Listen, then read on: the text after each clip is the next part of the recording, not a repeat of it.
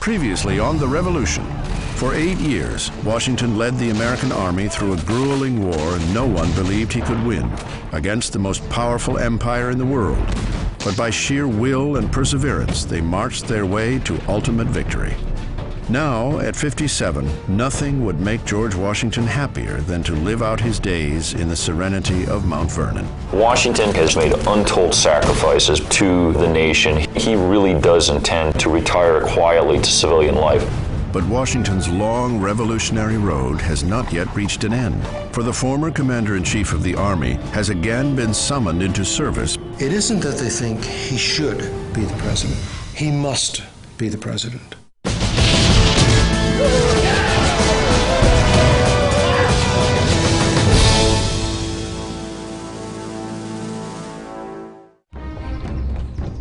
April 20th, 1789. George Washington, the former commander-in-chief of the Continental Army, has been called back into service by his new nation, the United States of America. For 8 years, Washington led the Continental Army through a war against the most powerful empire in the world. A war few believed he could win.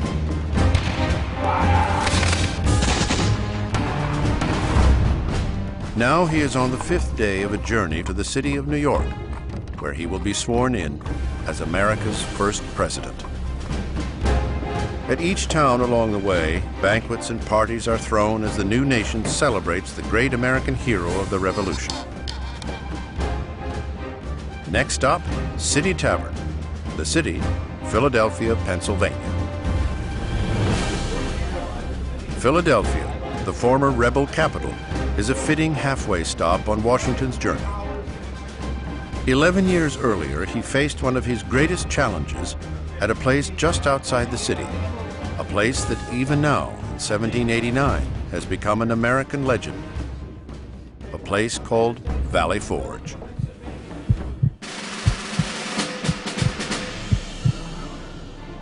January 1778. Washington is making winter camp at Valley Forge, Pennsylvania. It has been another long year of fighting, and his men are in desperate need of rest, of resupplying, of retraining. But building and running a camp a third the size of Philadelphia is a mammoth undertaking. Washington relishes the task, overseeing to the last detail the layout of the barracks, the placement of roads, the location of defenses. His hands-on approach wins the admiration of his soldiers. He assures his men that he will share in every hardship and partake in every inconvenience. And for the first month, he lives in a tent at the edge of camp, alongside his soldiers.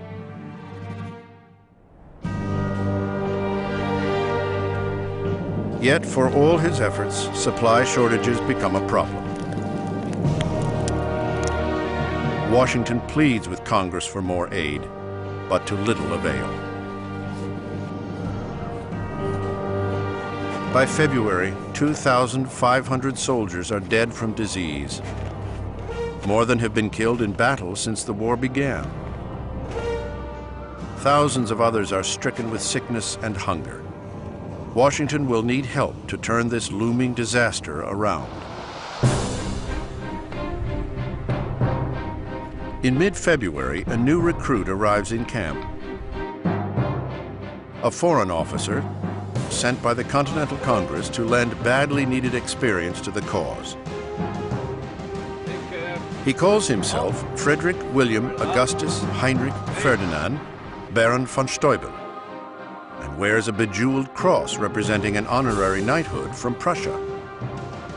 Curiously, von Steuben carries no papers confirming his supposed achievements.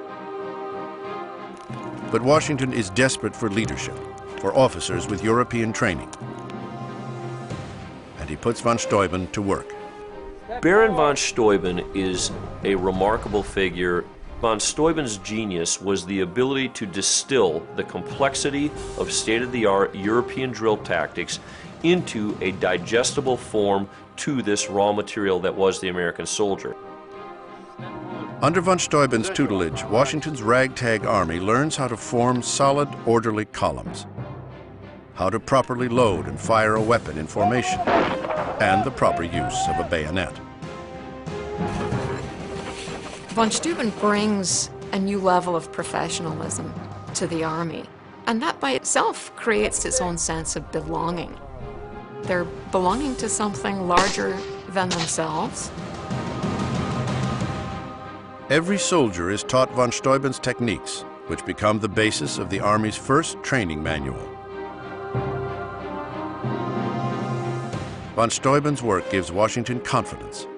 His army is now ready to meet the British head-on.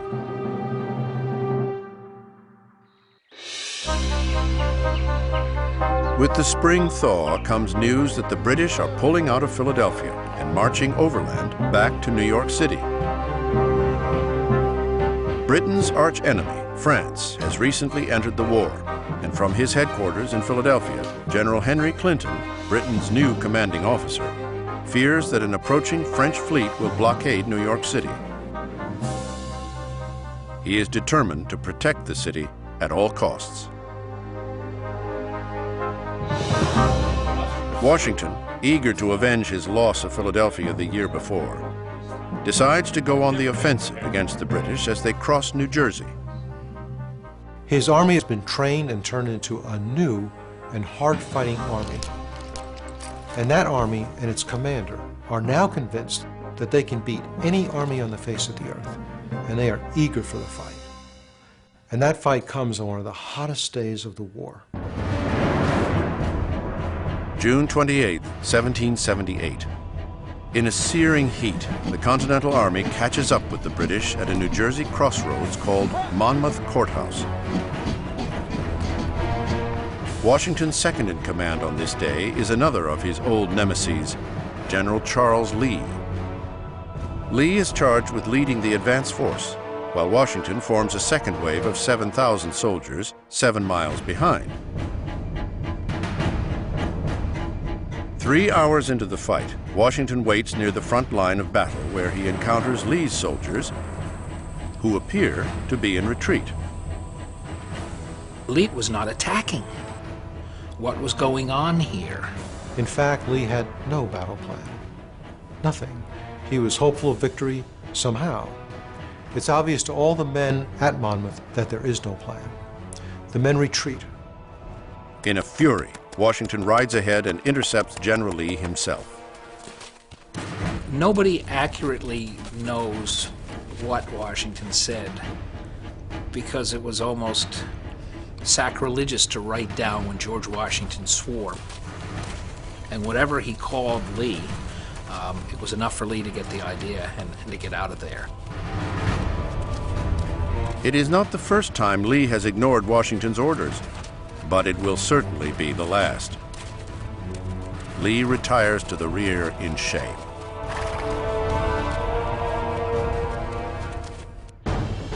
Washington now takes charge, ordering his retreating soldiers to form ranks, to create a new front line against the fast-approaching redcoats.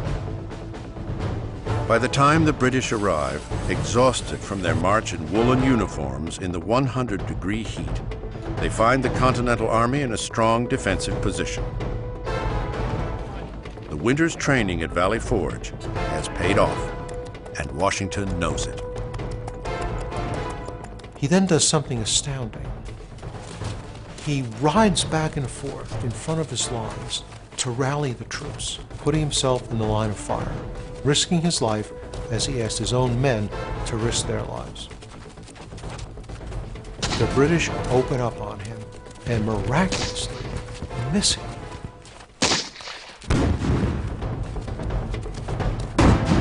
The Battle of Monmouth erupts.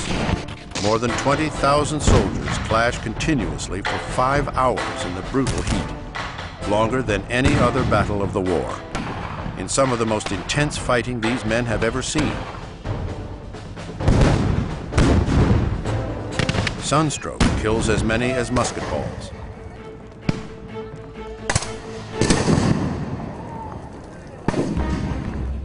When the smoke had cleared at Monmouth, it was a draw. Washington knew, and the country knew, that this new army that had come out of Valley Forge was a good one. They had held their own against the British. This renews the public's spirit for the war and forever solidifies Washington's position as the unquestioned commander-in-chief.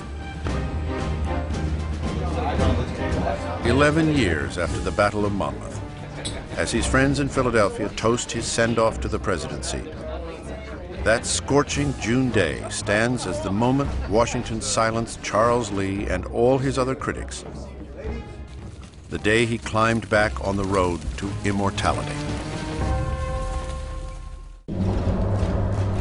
April 21st, 1789.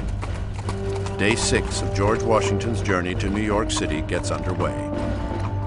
As he leaves Philadelphia, Washington is reminded of the man he personally appointed to run the city. A bold and brave American general he once admired and respected, and now despises more than any other man. Benedict Arnold, one of the most troubled and treacherous characters of the Revolution.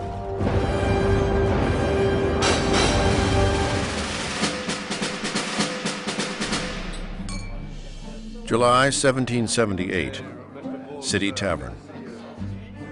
Benedict Arnold has recently arrived in Philadelphia to assume his new post as military governor.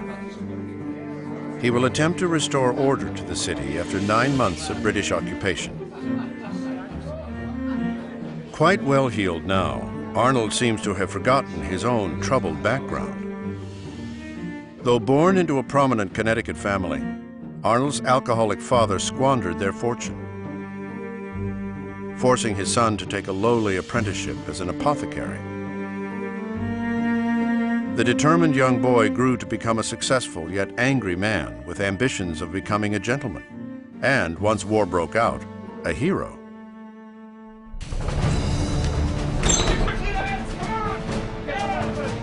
In 1775, it was Arnold who helped lead a daring raid on a remote British outpost, Fort Ticonderoga. But Arnold's co-commander on that mission, the wily frontiersman Ethan Allen, took complete credit for the capture of the fort. 2 years later at Saratoga, Arnold's battlefield heroics were again usurped by a fellow officer, Horatio Gates. Though it was Arnold who led the fight and suffered a near-fatal wound, he received no credit for the victory. The people and the press hailed Gates as the new American hero. In fact, the hero of the battle was Benedict Arnold. Crippled by the injury from Saratoga, Arnold has relinquished a battlefield command for this new post in Philadelphia.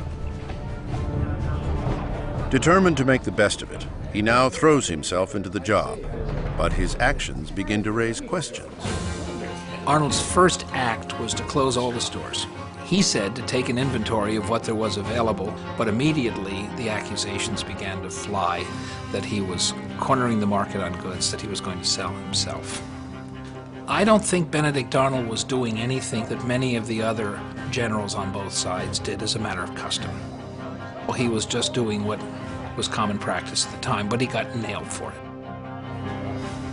Arnold's questionable business dealings come under fire in the press, with charges of corruption and abuse of power. Charges compounded by his choice in women. Arnold courts and marries 18-year-old Peggy Shippen, a beautiful young lady from a wealthy family, and a suspected loyalist. She was a gorgeous young woman. She was extremely well educated by her father, could run a business which appealed to a Yankee merchant like Arnold. Today they would be considered a dynamite couple.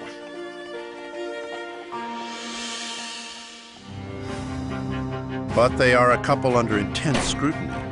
In an overheated political climate, the cries against Arnold's actions escalate for nearly a year. They are charges that will have to be answered. March 5th, 1779, Benedict Arnold stands in the Continental Congress, called by a special investigative committee to answer the accusations levied against him. In his mind, he is yet again underappreciated, his honor unfairly tarnished. His statement is really a recitation of all that he did and all that he had lost. He'd been crippled for life. He'd been passed over for promotion several times, and he thought he had lost his honor with its lingering cloud over him. Arnold's impassioned defense vindicates him in front of Congress. But the charges just won't go away. Leading the attack against Arnold is Joseph Reed, formerly one of Washington's trusted officers, now the acting governor for the state of Pennsylvania. Reed threatens to withdraw Pennsylvania's support for the war if Washington refuses to take action against Arnold. And George Washington is forced to weigh in. The commander-in-chief wants to give the talented Arnold a well-deserved field command, but he needs Pennsylvania's support and agrees to issue a written rebuke to Arnold. Once the affair blows over, he can give Arnold the intended promotion.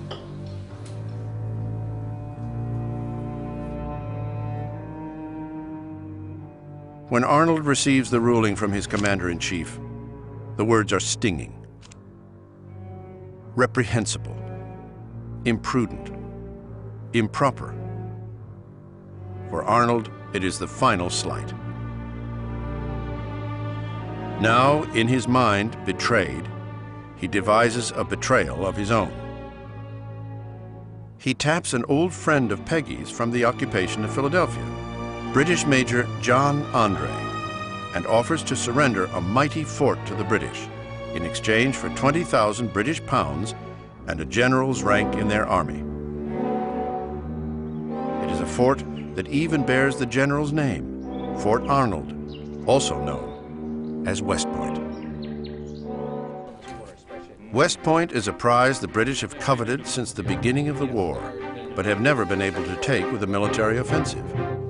Control West Point, and you control the vital Hudson River, severing communication between New England and the rest of the colonies. At West Point, the river remains tidal, which is to say at some times of the day it flows south and at other times of the day it flows north. This made West Point an ideal place to mount cannons on both sides of the river as ships had to navigate this very tricky curve.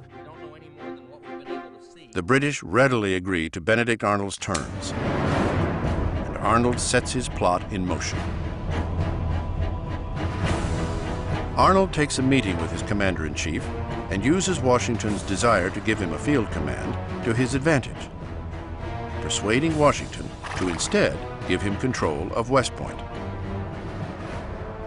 George Washington was puzzled that Benedict Arnold would want the command of West Point. Washington wanted to put him back into the line of battle, but Arnold insisted on West Point because that was the deal with the British. Now in charge of West Point, Arnold prepares detailed information on the fort and sets a meeting with the enemy. September 21st, Benedict Arnold and his British contact, Major John Andre, come face to face along the banks of the Hudson River. They go over the plans of the fort and troop movements. Arnold's treason is now complete. I think the biggest misconception about Arnold's treason is he did it for the money. I don't think he did. I don't think it was as simple as that. He did it for his pride. The money was secondary. Arnold will now wait for the moment when he and Peggy can slip quietly behind the British lines. But news is about to arrive that will change everything. Andre has been captured, and on him are discovered the plans to West Point. Arnold knows it is only a matter of moments before the plot is uncovered, so he flees.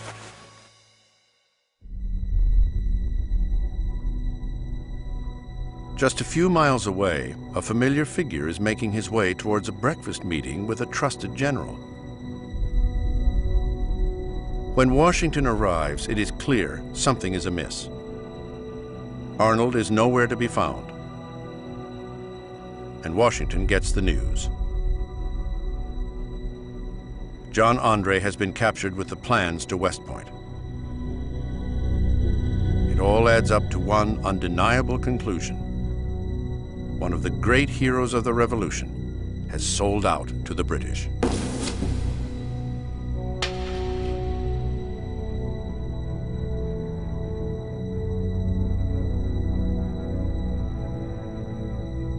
In British-held New York City, there is a new officer in their ranks, Brigadier General Benedict Arnold.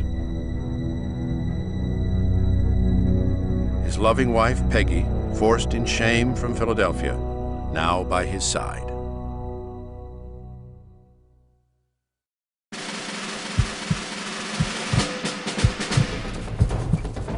Arnold's treason was the highest in the young history of America. It was an act that shook George Washington to the core. That one of his highest-ranking generals could betray the cause forever raised the question, who else might be considering the same?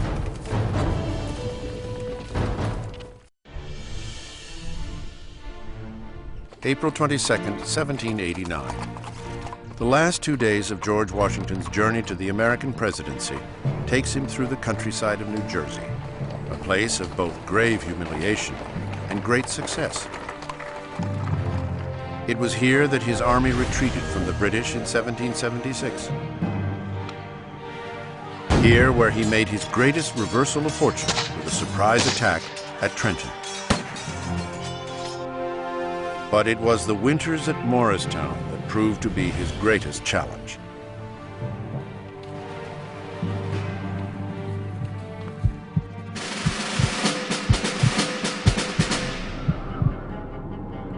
Morristown, 1780. Washington has just received a dispatch from his Southern army. They have been forced to surrender. Nearly 5,000 soldiers have fallen to the British at Charleston, South Carolina. His Southern army is now lost, the South's major port in British hands. Outside of Washington's headquarters, the brutal winter of 1780 is taking a mighty toll on his army. The winter encampment in Morristown was a lot harder than the encampment in Valley Forge. Valley Forge seems to get all the press, but Morristown was really dire straits. It was a long winter. It snowed in May. Soldiers are starving. Dissension and insubordination grow in the ranks. Some soldiers even threaten mutiny. Washington must step forward and rescue his command from the threat of chaos.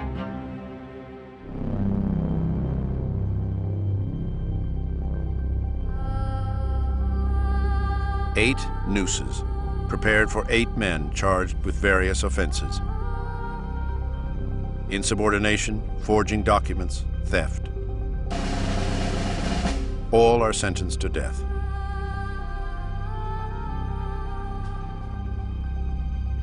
Washington orders the execution held before the entire camp for all his men to see. It is a carefully choreographed event. Washington wanted to use capital punishment particularly sparingly, but he also knew it was great theater. All 8 were put on top of the gallows. Their graves had been dug in front of the gallows, and their coffins, which he ordered manufactured, placed next to the graves.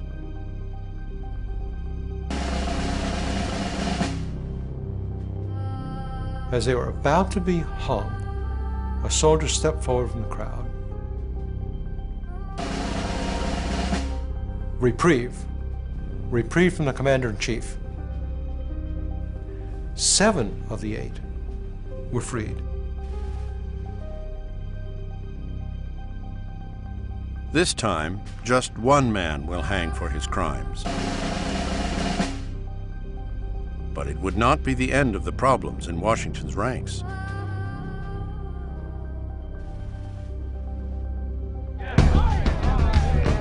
One year later, it happens again. Mutiny erupts. Now it appears as if the Continental Army is unraveling. And without the army, there is no revolution. Washington takes swift and decisive action.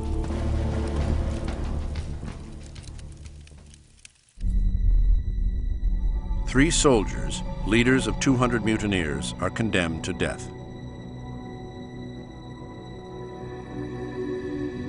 And to carry out the task of execution, Washington orders a group of the other mutineers to form the firing squad, to pull the trigger on their own comrades in arms. It is a psychologically devastating punishment.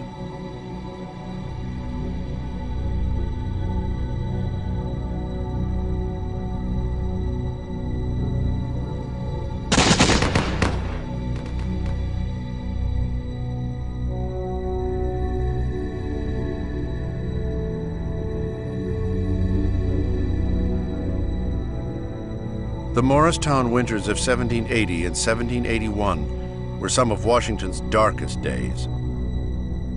His army and the cause seemed to be coming apart. The war had to come to an end soon, but the question was how?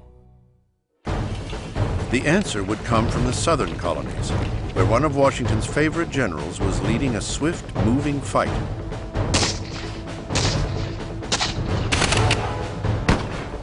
February 1781, North Carolina. Major General Nathaniel Greene is in the thick of a campaign against British General Charles Cornwallis. Rhode Island's native son and his force of 1,000 are traveling light, using guerrilla tactics against the heavily laden British Southern Army. A backwoods game of cat and mouse that wears the redcoats down. The fights are few, but take a heavy toll. The Battle of Guilford Courthouse in North Carolina costs the British a quarter of their troops. By the summer, Cornwallis is spent. His weakened army limps into a small Virginia port named Yorktown.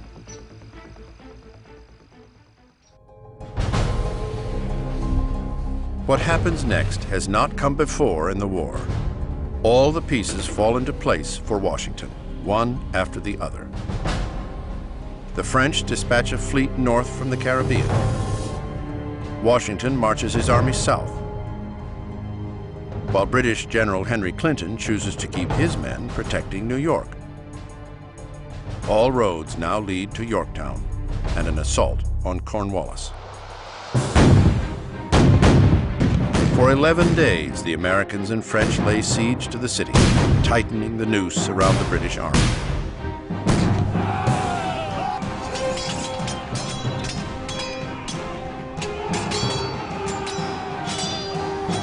Surrounded, cut off, and unsupported, it is only a matter of time until the British supplies run out, until they must yield and surrender.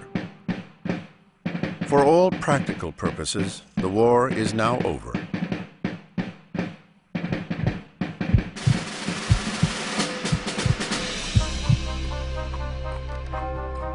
Now, 7.5 years later, the victorious general who led his nation's soldiers on the battlefield, and 2 years later, its politicians through a constitutional convention, is about to begin the third act of his remarkable revolutionary life.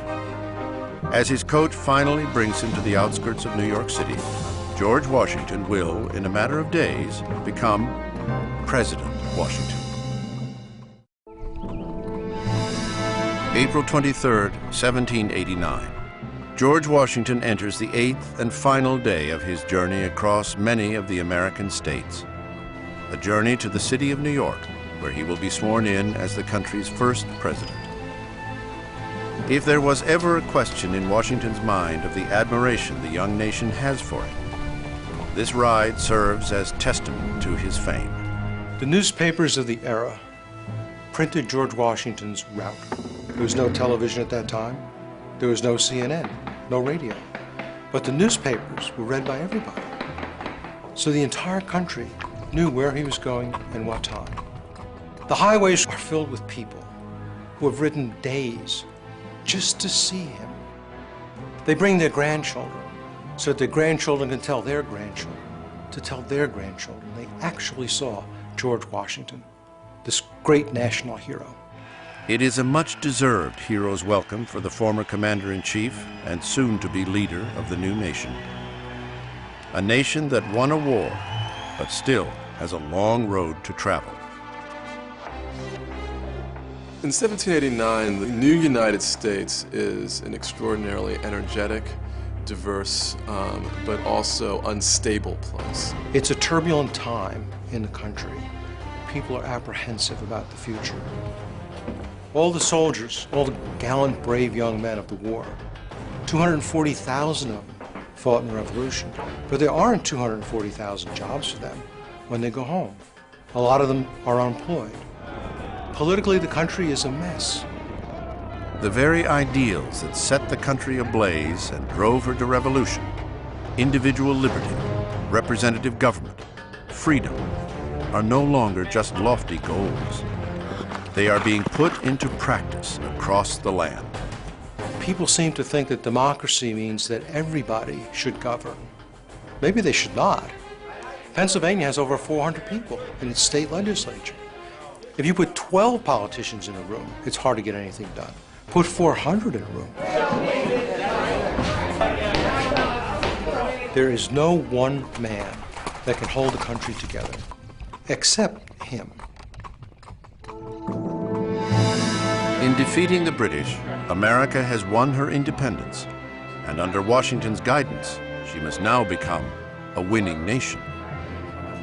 But the war for independence has left many losers in its wake. Britain has lost her colonies, a crushing blow to the empire. But somewhat surprisingly, it is America's closest ally, France, that suffers the most.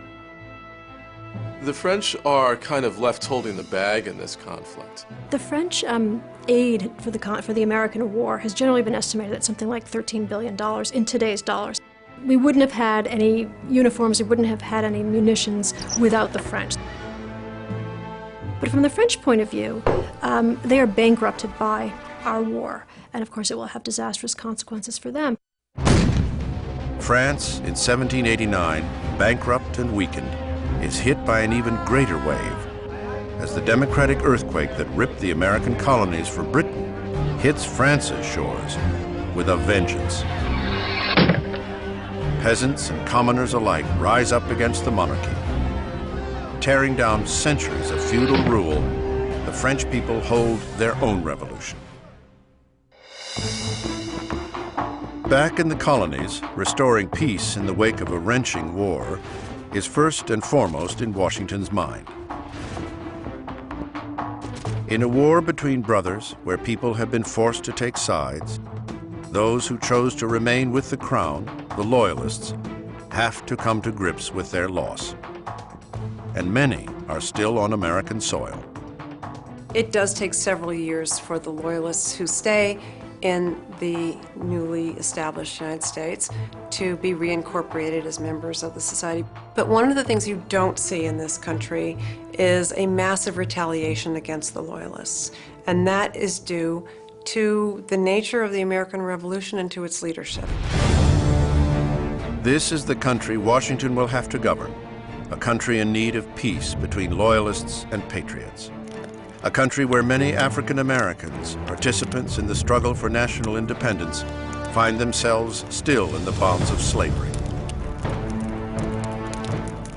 Where American Indians, many who sided with the Patriot cause, find themselves forced out of the national dialogue.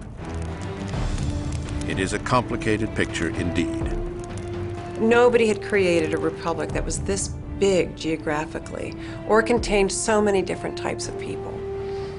It really threw the rules of what a democracy, what a republic could be out the window and said, we're going to change all of that. The final day of George Washington's journey nears its end. He makes one final crossing, leaving New Jersey on a barge that carries him to the city of New York. Alongside his barge is a barge full of Continental soldiers. In another barge is a choir of men and women. And he notices that the old standard, God Save the King, has now been translated into God Save George Washington. He had considered himself father of the Army. The next logical step to him would be to be the father of his country. The inauguration of George Washington, the great hero of the Revolution, is just days away.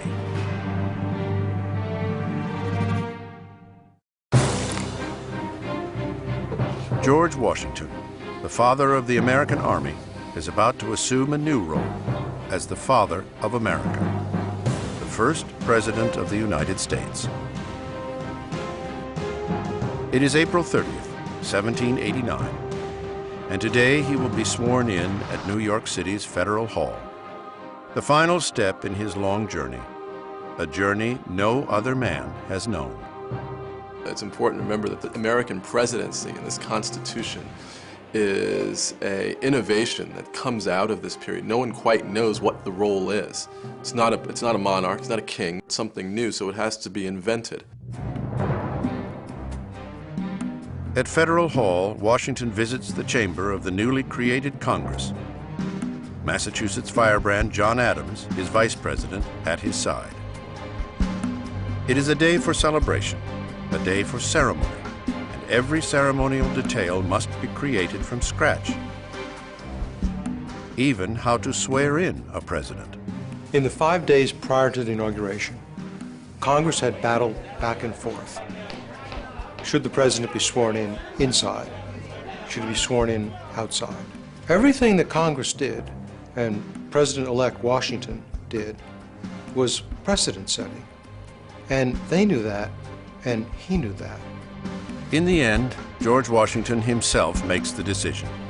He will be sworn in outside, out among the American people.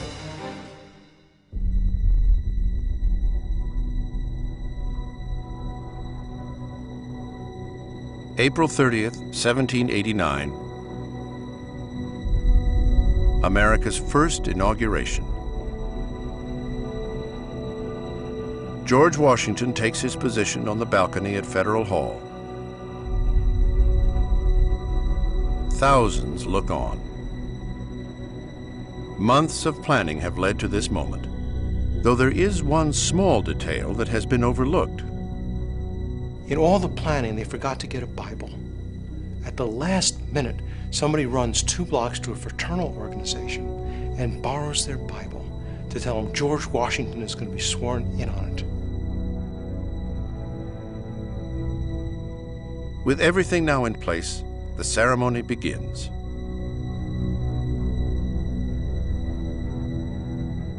A revolution that began with self-evident truths has given birth to a constitution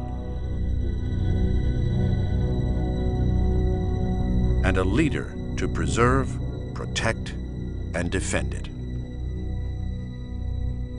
He takes the oath of office, and as he ends it, adding himself in a confident voice, says, "So help me God."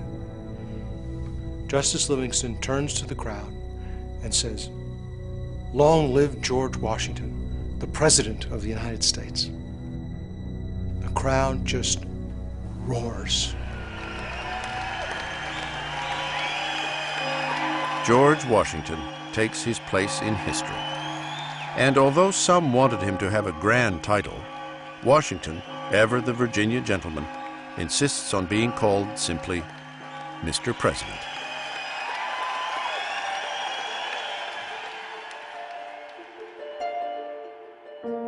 No one knew whether this was going to work. There are observers speculating that just give them a few years, they're going to be tearing each other apart. Many people at that time said that the war did not end the revolution. The revolution ends with new democratic government, this great experiment in the world. The inauguration of George Washington was not the end of the story. It was just the start of the story.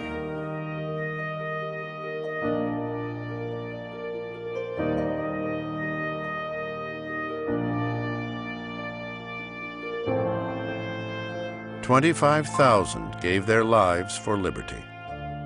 And long after the heroes of the Revolution came home, others took their place in history.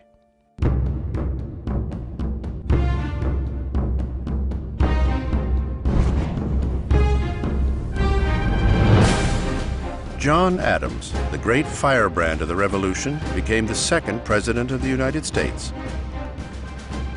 He died, somewhat fittingly, on Independence Day, July 4th, 1826, reportedly saying, "Thomas Jefferson survives." But that was not the case. 5 hours earlier, on that same day, Thomas Jefferson, the third President of the United States, whose Louisiana Purchase doubled the size of America with a single stroke, died at the age of 83 at his home, Monticello.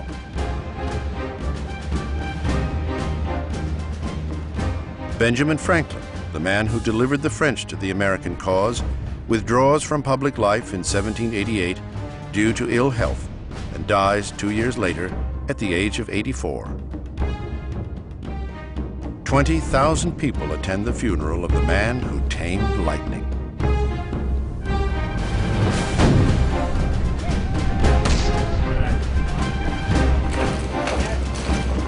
British Commander-in-Chief Henry Clinton returned to England after the crushing loss at Yorktown, where he received a very cool reception.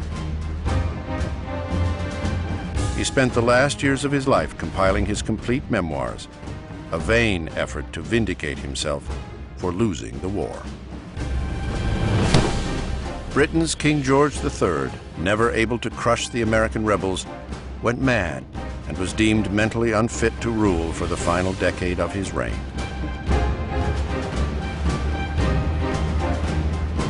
Benedict Arnold, the Connecticut-born Yankee and America's greatest traitor, landed in London after the war, where he failed as a businessman. He died a broken man at the age of 60, suffering one final slight. Arnold was buried without military honors in a grave mistakenly marked with another man's name.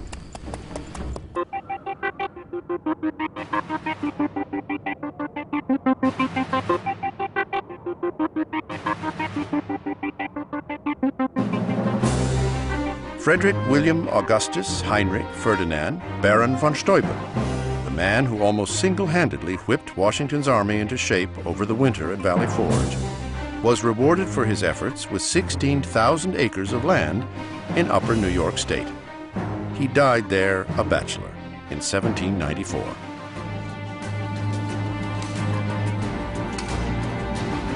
Nathaniel Greene, the Rhode Island Quaker and George Washington's favorite general, never got to see the swearing in of his old commander. He died of sunstroke in 1786 while on a plantation in Georgia. George Washington served as President of the United States for 2 terms, refusing to accept a third. He returned to his beloved Mount Vernon home in 1797, finally leaving his life of service behind him. He died just 2 years later at the age of 67. In one final act for her ever-private husband, Martha Washington burned their personal letters written throughout the war, a record of a man and a war forever lost to time.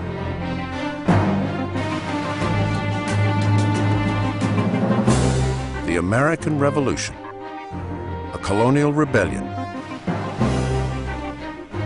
a revolution of ideas, a revolution between brothers, a revolution for independence.